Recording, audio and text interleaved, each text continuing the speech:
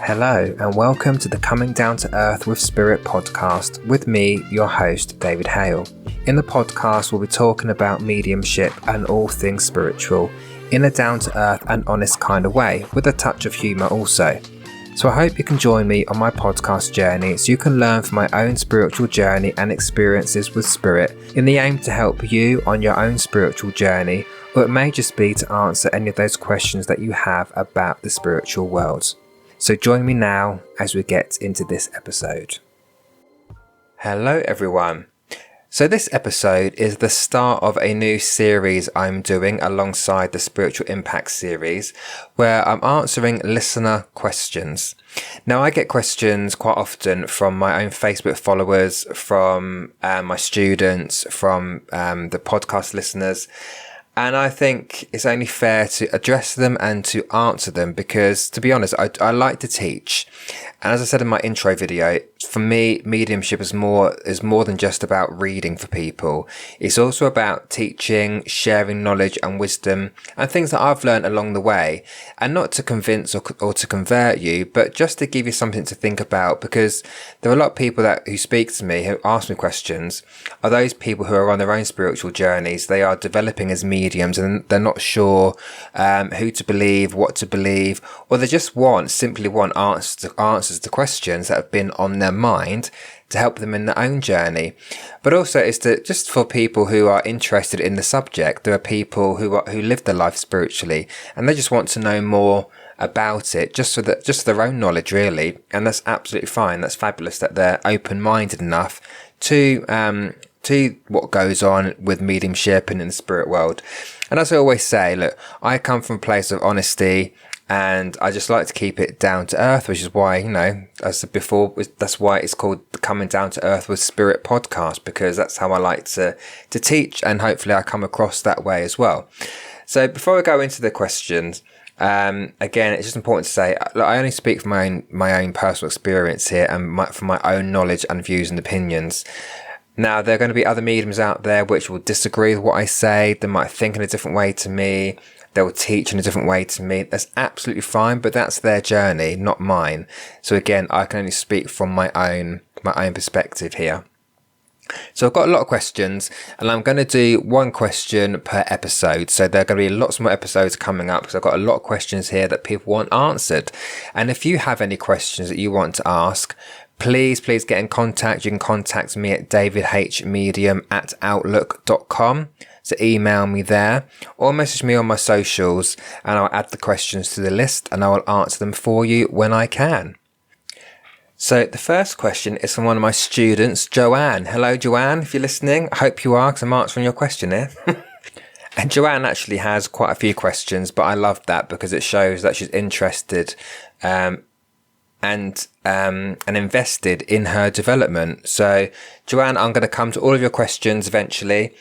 So do bear with me, and anyone else bear with me as well, because there's quite a few questions that we are going to discuss in the podcast, but I hope they help. So anyway, the first question is, so what's the importance of learning spiritual protection? Now, this can be quite a controversial topic within the spiritual community, and you may get a different answer depending on which medium that you speak to. So from my perspective, you can see it in a couple of different ways. So the first way is that it's just a good tool to have in your box, right? Learn spiritual protection, especially when you first start learning, because when you first start opening up to spirits, as a medium, you don't know who you're going to connect with. There's sometimes a slight fear behind it, and that, I don't want to connect with anyone negative. What if anyone negative comes in and da-da-da-da-da? So some people feel safer when they've got that spiritual protection on them, right? And I think, I don't know this for a fact, but I think that if you learn and you start training and developing within a church and for spiritualist church environment, you're always going to be taught spiritual protection anyway, because it's just a thing to do, right? It's the old school teachings. You teach the grounding and you teach protection. And I was taught grounding and protection. And in my beginnings, I always did it. I always practiced it before I did any reading or whatever it might be. So it was always ingrained in me to do it. But as I have developed myself, I've got to be very, very honest and say I don't do spiritual protection anymore, because I know what I'm doing, I think. I'm in my 7th year. I think I know what I'm doing now. And I've never been attacked by a negative spirit. I've never had a negative force come in and all that kind of stuff, right? And therefore I don't necessarily do it now. And again, I did do it at the very beginning because it's just what you're taught to do. And yet, again, there's a safety behind it. But I just feel like if you are a teacher, whether it's in a spiritual church or wherever, and this is not my experience, but I feel it can happen, is that sometimes it's taught with a scary connotation, meaning you have to protect yourself, otherwise you leave yourself open to spirit attack.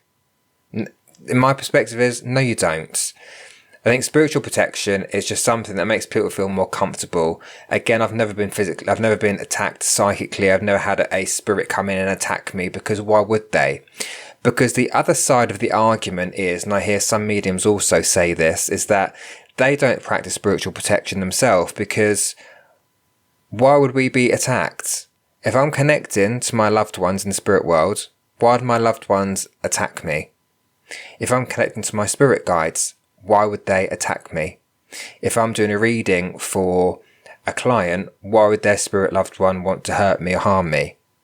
Because if everything we do is, in love and light and all that fluffy stuff, and the intention is to only connect with those of the highest good, why would that leave us open to spiritual attack?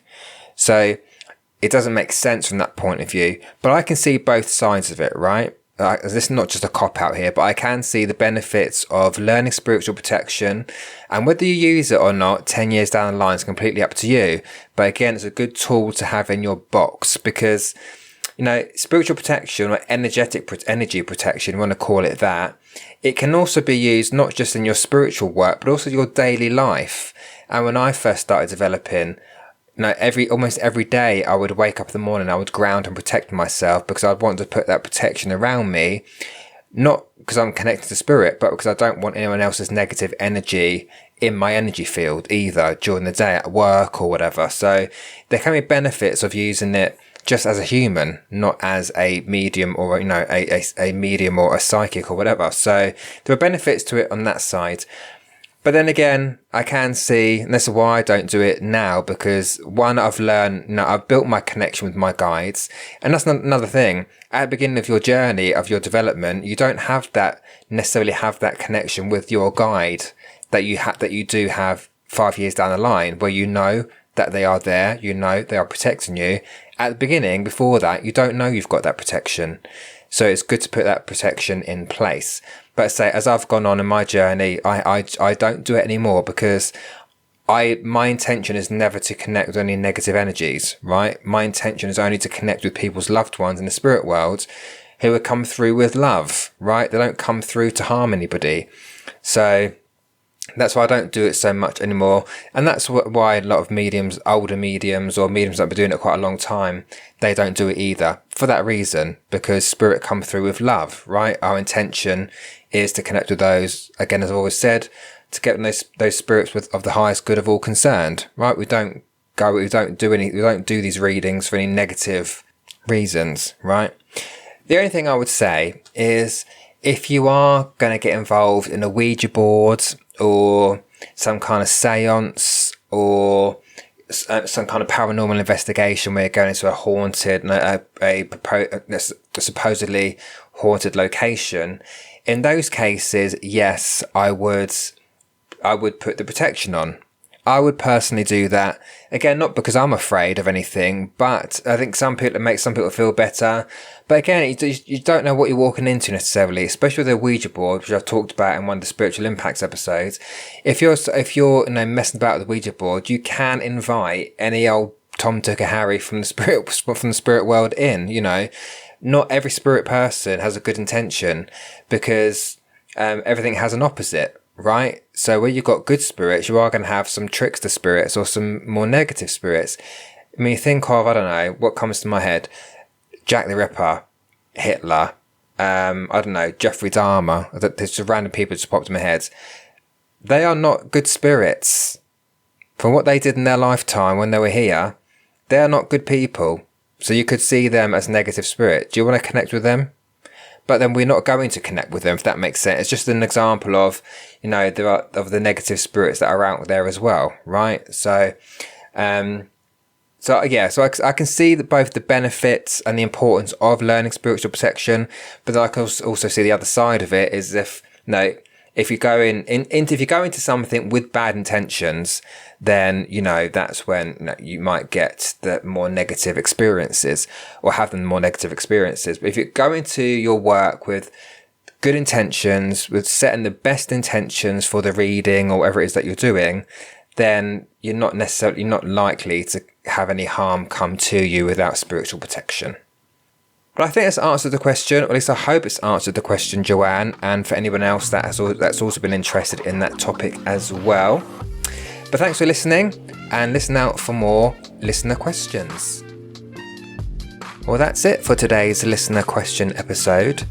If you have any questions that you'd like me to answer based on the spiritual world or mediumship, then please do email me at davidhmedium@outlook.com. You can email me as many questions as you like.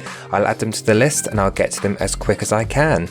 But until then, thanks for listening, look after yourselves, have a lovely day, and I'll speak to you all soon.